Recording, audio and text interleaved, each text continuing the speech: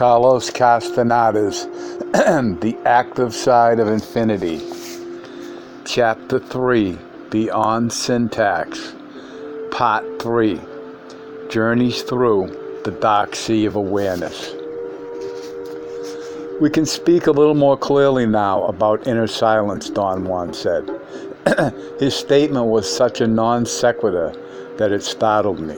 He had been talking to me all afternoon about the vicissitudes of the Yaqui Indians had suffered after the big Yaqui Wars of the 20s, when they were deported by the Mexican government from their native homeland in the state of Sonora in northern Mexico to work in sugarcane plantations in central and southern Mexico. The Mexican government had had problems with endemic wars with the Yaqui Indians for years. Don Juan told me some astounding, poignant Yaqui stories of political intrigue and betrayal and deprivation and human misery. I had the feeling that Don Juan was setting me up for something, because he knew that those stories were my cup of tea, so to speak. I had at that time an exaggerated sense of social justice and fair play. You'd have a lot of friends these days. Circumstances around you have made it possible for you to have more energy, human on. You have started the recapitulation of your life. You have looked at your friends for the first time as if they were in a display window. You arrived at your breaking point all by yourself. Driven by your own needs, you canceled your business, and above all, you have accrued enough inner silence. All of these made it possible for you to make a journey through the dark sea of awareness. Meeting me in that town of our choice was that journey, he continued. I know that a crucial question almost reached the surface in you, and that for an instant you wondered if I really came to your house. My coming to see you wasn't a dream for you. I was real, wasn't I? You were as real as anything could be, I said. I had nearly forgotten about those events. I had remembered that it did seem strange to me that he had found my apartment. I had discarded my astonishment by the simple process of assuming that he had asked someone for my new address. Although, if I had been pressed, I wouldn't have been able to come up with the identity of anyone who would have known where I lived. Let us clarify this point, he continued. In my terms, which are the terms of the sorcerers of ancient Mexico, I was as real as I could have been, and as such, I actually went to your place from my inner silence to tell you about the requisite of infinity, and to warn you that you were about to run out of time. And you, in your turn, from your inner silence, veritably went to that town of our choice to tell me that you had succeeded in fulfilling the requisite of infinity. In your terms, which are the terms of the average man, it was a dream fantasy in both instances. You had a dream fantasy that I came to your place without knowing the address, and then you had a dream fantasy that you went to see me. As far as I was concerned, as a sorcerer, what you considered your dream fantasy of meeting me in that town was as real as the two of us talking here today. I confessed to Don Juan that there was no possibility of my framing those events in a pattern of thought proper to Western man. I said that to think of them in terms of dream fantasy was to create a false category that couldn't stand up to under scrutiny, and that the only quasi-explanation that was vaguely possible was another aspect of his knowledge, dreaming. No, it's not dreaming, he said emphatically. This is something more direct, more mysterious. By the way, I have a new definition of dreaming for you today, more in accordance with your state of being. Dreaming is the act of changing the point of attachment with the dark sea of awareness. If you view it in this fashion, it is a simple concept and a very simple maneuver. It takes all you have to realize it, but it's not an impossibility, nor is it something surrounded with mystical clouds. Dreaming is a term that has always bugged the hell out of me, he continued, because it weakens a very powerful act. It makes it sound arbitrary. It gives it a sense of being a fantasy, and this is the only thing it is not. I tried to change the term myself, but it's too ingrained. Maybe someday you could change it yourself, although, as with everything else in sorcery, I am afraid that by the time you could actually do it, you won't give a damn about it because it won't make any difference what it is called anymore. Don Juan explained at great length during the entire time that I had known him that dreaming was an art discovered by the sorcerers of ancient Mexico, by means of which ordinary dreams were transferred into bona fide entrances into other worlds of perception. He advocated in any way he could the advent of something he called dreaming attention, which was the capacity to pay special kind of attention or to place a special kind of awareness on the elements of an ordinary dream. I had followed meticulously all his recommendations and had succeeded in commanding my awareness to remain fixed on the elements of a dream. The idea that Don Juan proposed was not to set out deliberately to have a desired dream, but to fix one's attention on the component elements of whatever the dream presented itself. Then Don Juan had showed me energetically what sorcerers of ancient Mexico considered to be the origin of dreaming, the displacement of the assemblage point. He said that the assemblage point was displaced very naturally during sleep, that to see the displacement was a bit difficult because it required an aggressive mood, and that such an aggressive mood had been the predilection of the sorcerers of ancient Mexico. Those sorcerers, according to Don Juan, had found all the premises of their sorcery by means of this mood. It is a very predatory mood, he went on. It's not difficult at all to enter into it, because man is a predator by nature. You could see, aggressively, anybody in this little village, or perhaps someone far away, while they are asleep. Anyone would do for that purpose at hand. What's important is that you arrive at a complete sense of indifference. You are in search of something, and you are out to get it. You're going to go out looking for a person, searching like a feline, like an animal of prey, for someone to descend on. Don Juan had told me, laughing at my apparent chagrin, that the difficulty with this technique was the mood, and that I couldn't be passive in the act of seeing. For the sight was not something to watch, but to act upon. It might have been the power of his suggestion, but that day when he told me all of this, I felt astoundingly aggressive. Every muscle of my body was filled to the brim with energy, and in my dreaming practice, I did go after someone. I was not interested in who that someone might have been. I needed someone who was asleep, and some force I was aware of without being fully conscious of it had guided me to find that someone. I never knew who the person was, but while I was seeing that person, I felt Don Juan's presence. It was a strange sensation of knowing that someone was with me by an undetermined sensation of proximity that was happening at a level of awareness that wasn't part of anything that I had ever experienced. I could only focus my attention on the individual at rest. I knew that he was a male, but I didn't know how I knew that. I knew that he was asleep because the ball of energy that human beings ordinarily are was a little bit flat, and it was expanded laterally. And then I saw the assemblage point at a position different from the habitual one, which is right behind the shoulder blades. In this instance, it had been displaced to the right of where it should have been, and a bit lower. I calculated that in this case, it had moved to the side of the ribs. Another thing that I noticed there was no stability to it. It fluctuated erratically, and then abruptly went back to its normal position. I had the clear sensation that, obviously, my presence and Don Juan's had awakened the individual. I had experienced a profusion of blurred images, and right after that, and then I woke up back in the place where I had started. Don Juan had also told me all along that sorcerers were divided into two groups. One group was dreamers, the other group was stalkers. The dreamers were those who had a great facility for displacing the assemblage point. The stalkers were those who had a great faculty for maintaining the assemblage point fixed on the new position.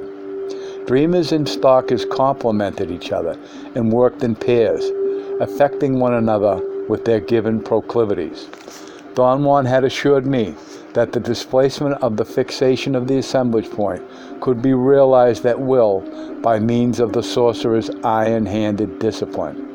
He said that the sorcerers of his lineage believed that there are at least 600 points within the luminous sphere that we are, then when reached at will by the assemblage point, can each give us a totally inclusive world, meaning that if our assemblage point is displaced to any of those points and remains fixed on it, we will perceive a world as inclusive and total as the world of everyday life, but a different world nevertheless. Don Juan had further explained that the art of sorcery is to manipulate the assemblage point and to make it change positions at will on the luminous spheres that human beings are.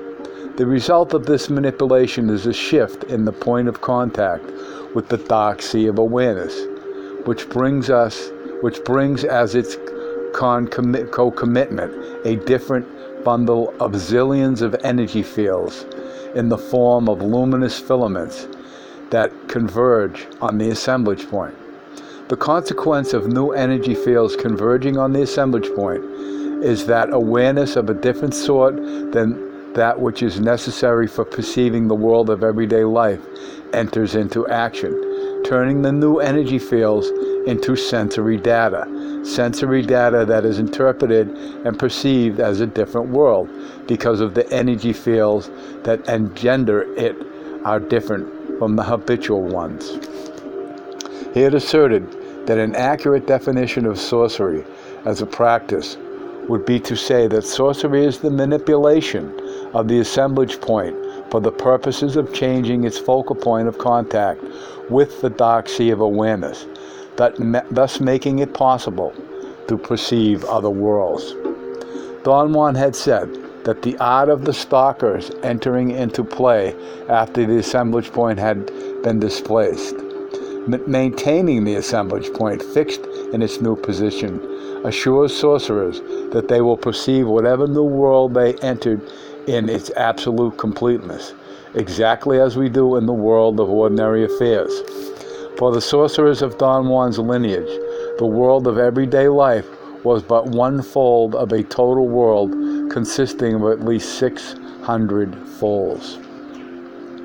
Don Juan went back again to the topic under discussion, my journeys through the dark sea of awareness. He said that what I had done from my inner silence was very similar to what is done in dreaming when one is asleep.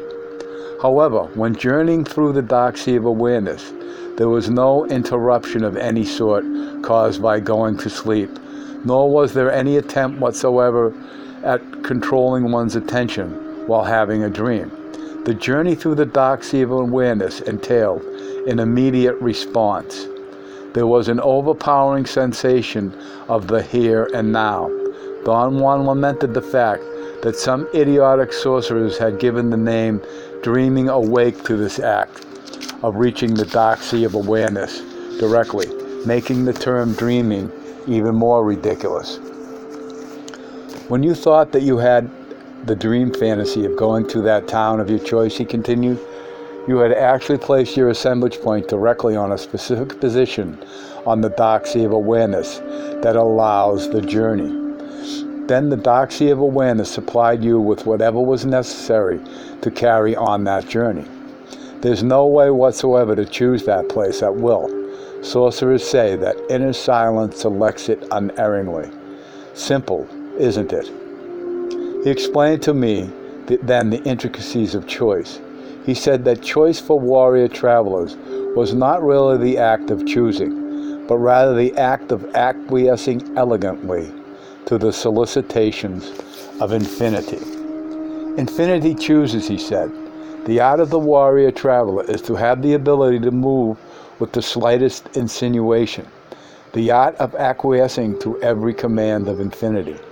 For this, a warrior traveler needs prowess, strength, and above everything else, sobriety. All those three put together give, as a result, elegance. After a moment's pause, I went back to the subject that intrigued me the most. But it's unbelievable that I actually went to that town, Don Juan, in body and soul, I said.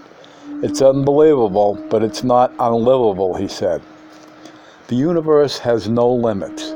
The possibilities at play in the universe at large are indeed incommensurable.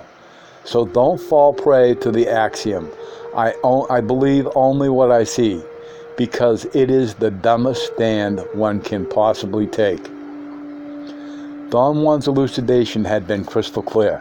It made sense, but I didn't know where it made sense.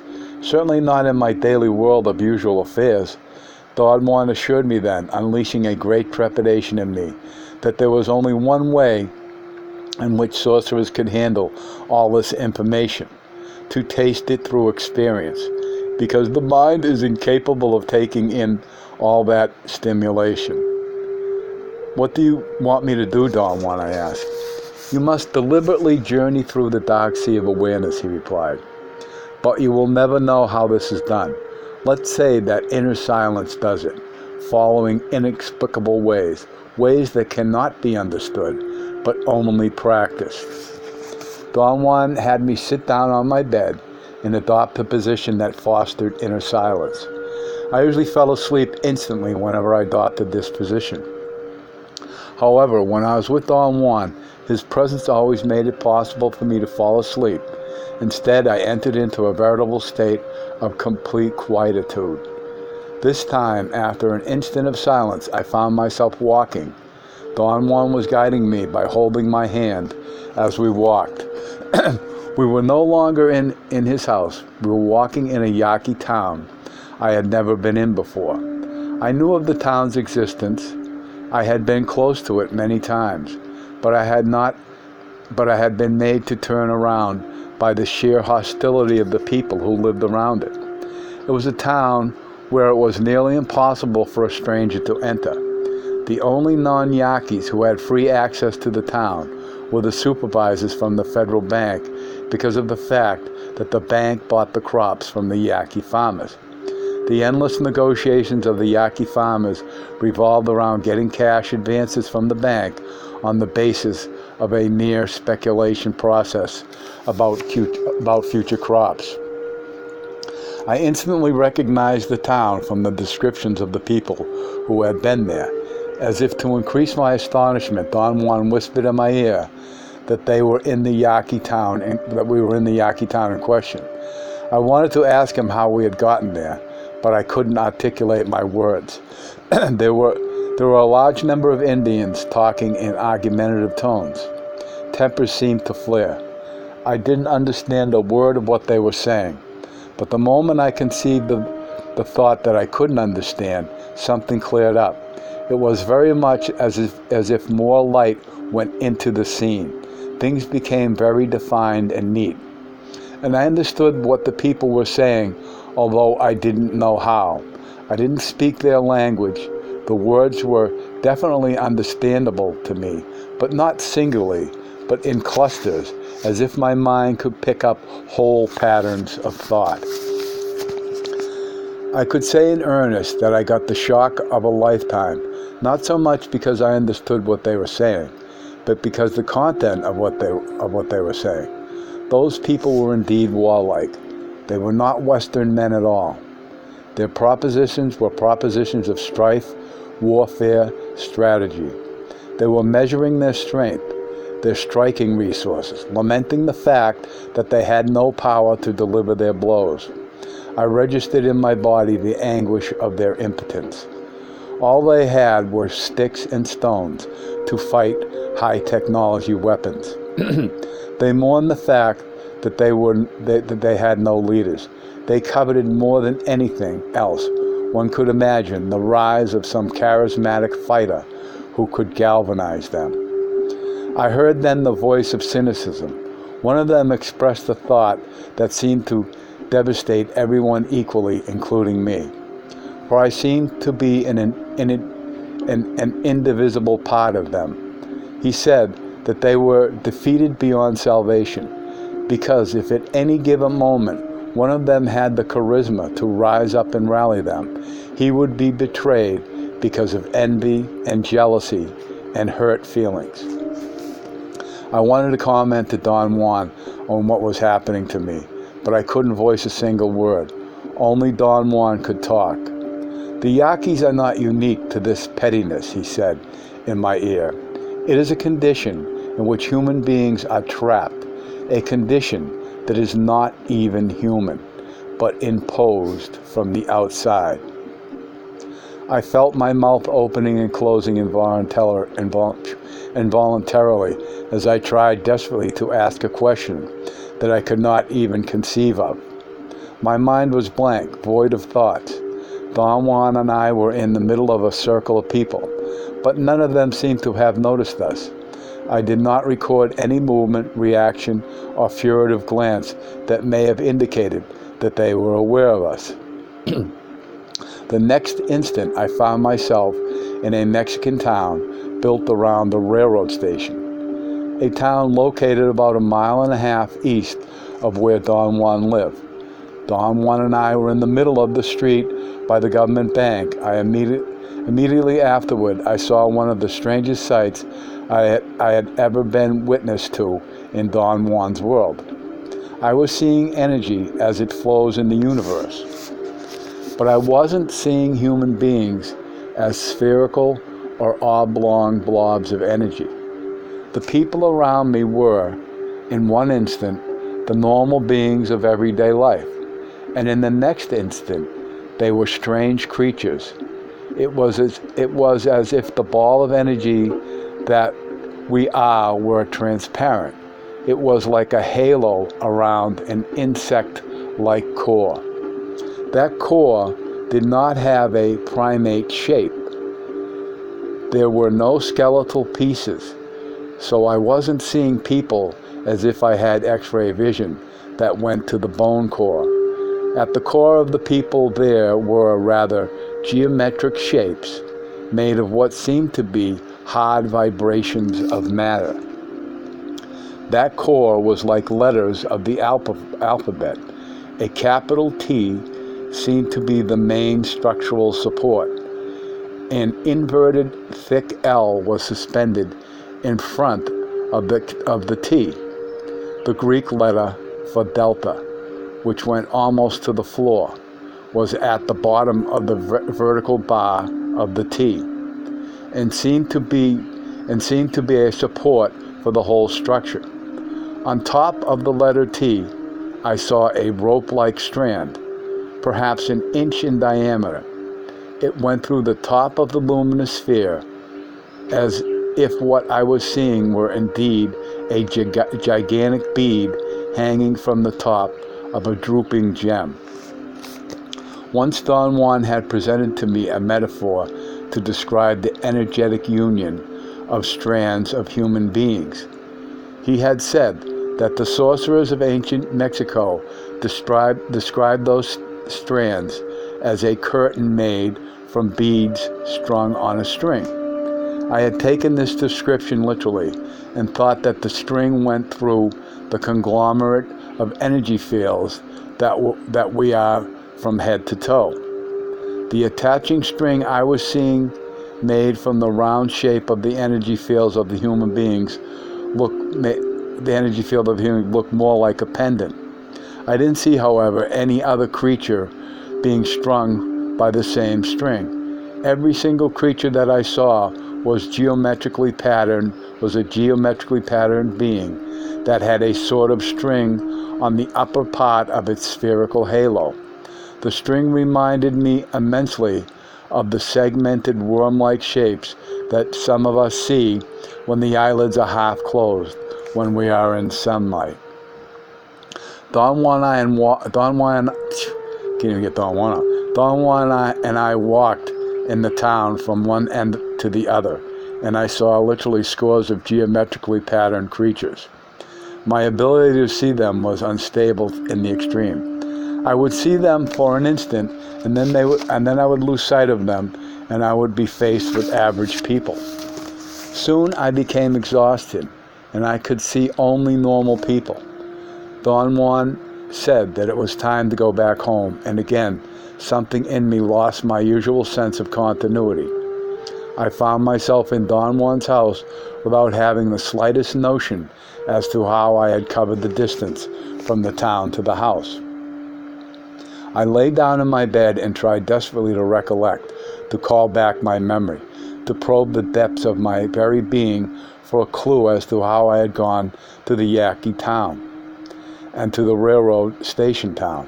I didn't believe that they had been dream fantasies because the scenes were too detailed to be anything but real, and yet they couldn't possibly have been real. "You're wasting your time," Don Juan said, laughing. "I guarantee you that you will never know how you got from the house to the Yaqui town, and from the Yaqui town to the railroad station, and from the railroad station to the house. There was a break in the continuity of time. That is what inner silence does." He patiently explained to me that the interruption of that flow of continuity that makes the world understandable to us is sorcery. He remarked that I had journeyed that day through the dark sea of awareness, and that I had seen people as they are, engaged in people's business. And then I had seen the strand of energy that joins specific lines of human beings. Don Juan reiterated to me over and over that I had witnessed something specific and inexplicable. I had understood what people were saying without knowing their language, and I had seen the strand of energy that connected human beings to certain other beings, and I had selected those aspects through an act of intending it. He stressed the fact that this intending I had done was not something conscious or volitional. The intending had been done at a deep level and had been ruled by necessity. I needed to become cognizant of some of the possibilities of journeying through the dark sea of awareness, and my inner silence had guided my intent, a perennial force in the universe, to fulfill that need. End of chapter.